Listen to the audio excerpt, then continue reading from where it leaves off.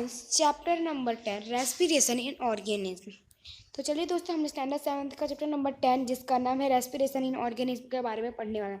तो first of all, respiration होता क्या है? रेस्पिरेशन का मतलब होता है सांस लेना, और ऑर्गेनिज्म का मतलब होता है जीव जंतुओं में सांस कैसे लेते हैं। आज हम उनके बारे में पढ़ने वाले हैं। तो इस चैप्टर में आप लोग को बताया गया है कि बूझो जो है वो अपने दादाजी से मिलने के लिए बहुत ही ज़्यादा उत्सुक है, और वो बहुत ही ज़्यादा वेट कर रहा है अपने दादाजी से मिलने के लिए, जो टाउन आने वाले हैं 1 साल बाद। तो अभी क्या होता है, जो बूझो जो था वो उनको लेने के लिए बस स्टॉप पे जाता है, और वो कुछ ही मिनट में बस स्टॉप पे भी पहुंच जाता है। पर वो क्या करता है, ब्रीथिंग रैपिडली का मतलब क्या होता है, तेज़ी से सांस लेना। वो बहुत ही तेज़ी से सांस लेने लगता है। तो उनकी जो ग्रैंड मदर यानी कि दादी माँ जो थी, वो उनसे पूछती है कि तुम इतना ज़ोर से सांस क्यों ले रहे हो। तो फिर बूझो जो था उनका पोता, वो उनको जवाब देता है कि मैं जो हूँ वो इस पूरे रास्ते आप लोग को बस स्टॉप पे लेने के लिए पूरे रास्ते दौड़ते हुए आया हूँ। तो लेकिन बूझो के माइंड में जो है भाई, उसके दिमाग में एक क्वेश्चन घूम रहा था। वो क्या क्वेश्चन था कि दादी ने मुझको ऐसा क्यों पूछा, और मैं इतने ज़ोर से सांस क्यों ले रहा हूँ, जबकि मैं तो घर से जब आ रहा था तब तो मेरा जो सांस था एकदम नॉर्मल था। तो ऐसे सवाल जो थे वो बूझो के दिमाग में आ रहे। तो चलिए इस वीडियो में हम लोग ब्रीदिंग जो उसके बारे में पढ़ने वाले हैं। तो दोस्तों, ब्रीदिंग जो होता है ना, वो एक रेस्पिरेशन का हिस्सा होता है, ठीक है। तो आज हम रेस्पिरेशन के बारे में पढ़ने वाले। तो ओपन कीजिए आपका 10.1 जिसका नाम है वाई डू वी रेस्पायर, हम सांस क्यों लेते हैं। तो चैप्टर नंबर 2 में जिस तरह से हमने पढ़ा था कि हर जीव जंतु जो होते हैं वो एक छोटे छोटे सेल्स से बने होते हैं, और एक छोटे छोटे माइक्रोस्कोपिक हम जिसे कह सकते हैं, लेकिन अगर हम उसको असल में कहने जाएं तो उसको हम सेल्स कहते हैं, ठीक है। और दोस्तों, ये जो माइक्रोस्कोपिक यूनिट जो होते हैं वो बहुत ही छोटे छोटे होते हैं, और इन सब को मिला के एक सेल्स मतलब कि बहुत सारे सेल्स बनते हैं। और इन सेल्स का हमारे बॉडी पार्ट्स में कुछ काम भी होता है। उनका क्या काम होता है, जैसे कि वो किस पे परफॉर्म करते हैं, किस पे फंक्शन, जैसे कि न्यूट्रिशन, फिर ट्रांसपोर्ट करना, एक्सक्रिएशन और रिप्रोडक्शन, उन सब का ये काम होता है। उनको भी ये सब करने के लिए एनर्जी चाहिए होता है। एनर्जी। और वो एनर्जी कहाँ से मिलेगी? जब हम खाना खाते हैं तभी हमको एनर्जी मिलती है। हम का तो खाते हैं, सोते हैं और पढ़ते हैं, तभी हमको एनर्जी मिलता है। अगर हम दौड़ते हैं या फिर बहुत ही तेज़ी से चलते हैं तो उससे हमारी एनर्जी वेस्ट होती है। तो चलिए दोस्तों, आगे बढ़ते हैं। तो यहाँ पे आप लोग बाजू में आपका आ गया। तो देयरफॉर इसलिए हम सभी को, हर जीव जंतु को जीने के लिए खाना और पानी का ज़रूरत तो पड़ता ही है, जिससे उन्हें एनर्जी मिल सके। तो during breathing we breathe in air. जब आप सांस लेते हो तब आप हवा की मर्जी यानी कि एयर की मर्जी से आप सांस लेते हैं। तो उस एयर में क्या होता है, वो ऑक्सीजन होता है। और अगर आप सांस निकालते यानी कि जब आप ब्रीद आउट करते हो तब उसमें हमारा कार्बन डाइऑक्साइड होता है।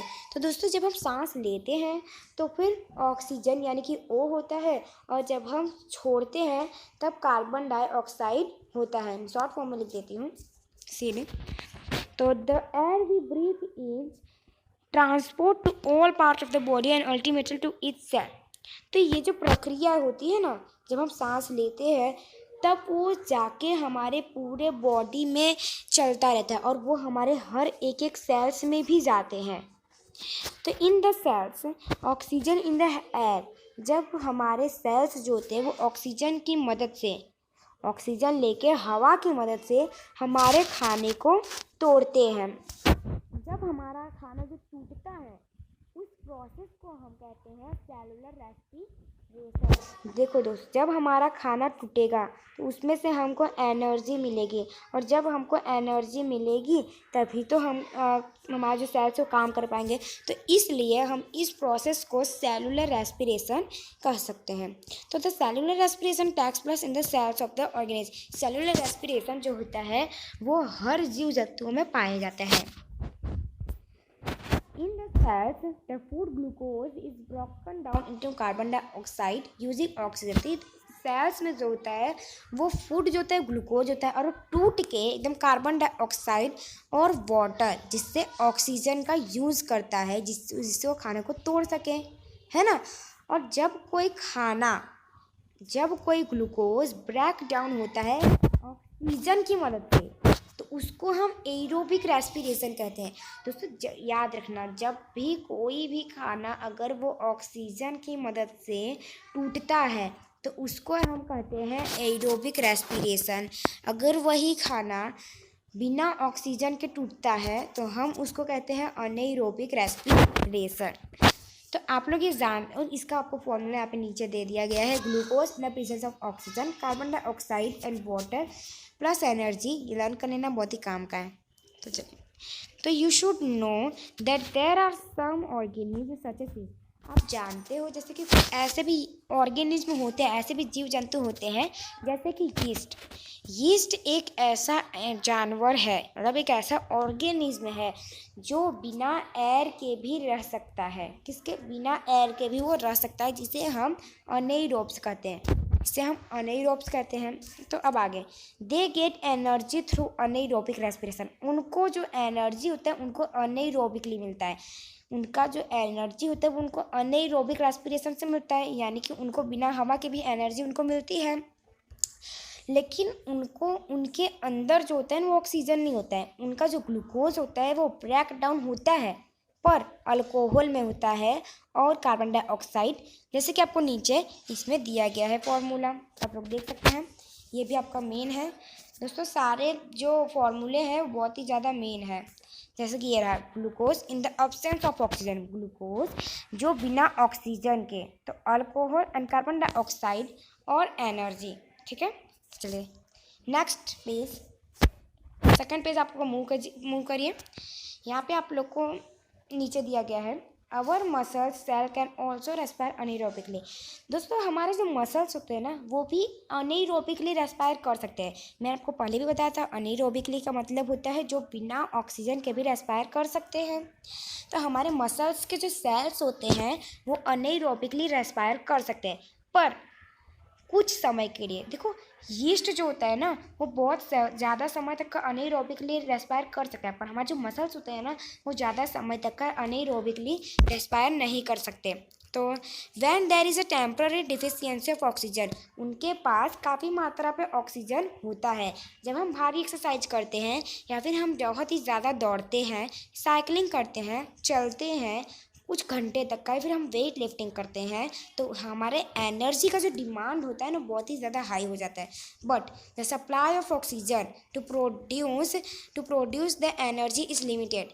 पर हमारा जो सप्लाई ऑफ ऑक्सीजन, जो हमारा जो अंदर जो ऑक्सीजन जाते हैं वो हमारे एनर्जी को जो है वो लिमिट तक का पहुँचा के रखते हैं।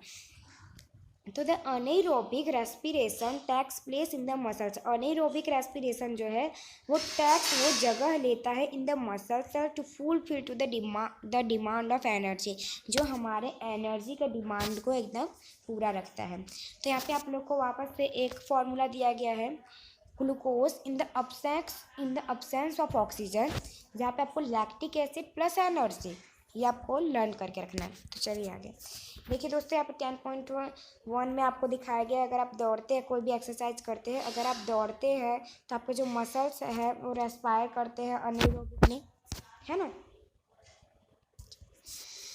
बाजू में, हैव यू एवर वंडरेड, क्या आपने कभी सोचा है why you get muscles cramp, आपको मसल्स क्रैम्प्स क्यों आते हैं जब आप भारी एक्सरसाइज कर लेते हैं। यहाँ पे आपको कुछ जैसे कि मोच वोच आ जाते हैं, वैसे कोई मसल्स क्रैम्प्स अगर आपको आते हैं, कहीं पे दर्द होता है, आप ज़्यादा ही एक्सरसाइज कर लेते हो, तो ऐसे में है ना आपको क्या करना चाहिए, मसल्स सेल रेस्पायर अनएरोबिकली। हमारे जो मसल सेल्स होते हैं वो अनएरोबिकली रेस्पायर करते हैं, तो आपको पता ही है। तो the partial break down of glucose, हमारे जो फूड होते हैं वो ग्लूकोज में टूटते हैं, जो लैक्टिक एसिड प्रोड्यूस करते हैं। क्या प्रोड्यूस करते हैं, लैक्टिक एसिड।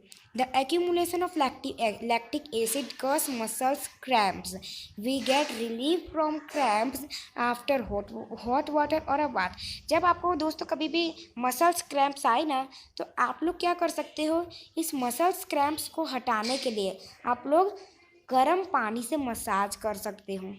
और गर्म पानी से आप नहा सकते हैं, इससे आपका जो क्रैम्प्स है वो ठीक हो सकता है। तो कैन यू गेस, क्या आप सोच सकते हो ऐसा क्यों होता है? क्योंकि गर्म पानी से नहाने से और उसको मसाज करने से आपके जो मसल्स क्रैम्प्स होते हैं वो हमारे सर्कुलेशन ऑफ ब्लड को इम्प्रूव्स करते हैं। ठीक है, हमारे ब्लड को एकदम इम्प्रूव मतलब एकदम साफ कर देते हैं। तो as a result the supply of oxygen, और इसका जो रिजल्ट होता है ऑक्सीजन को सप्लाई करने का, तो to the muscles cell increase, इससे हमारे जो मसल के जो सेल होते हैं वो बढ़ते हैं, मतलब कम। फिर the increase in the supply of oxygen result in the complete breakdown of lactic acid into carbon dioxide and water. अब ये जो होता है वो पूरी तरह से टूटता है, अब लैक्टिक एसिड में टूटता है और वो कार्बन डाइऑक्साइड और वाटर को लेकर अपना बनाते हैं। तो फ्रेंड्स, अब हम 10.2 नेक्स्ट लेक्चर में करेंगे। तो अगर आप लोग को हमारा वीडियो पसंद है तो लाइक, सब्सक्राइब, शेयर और कमेंट करके बताइएगा आप लोग को ये वीडियो कैसा लगा।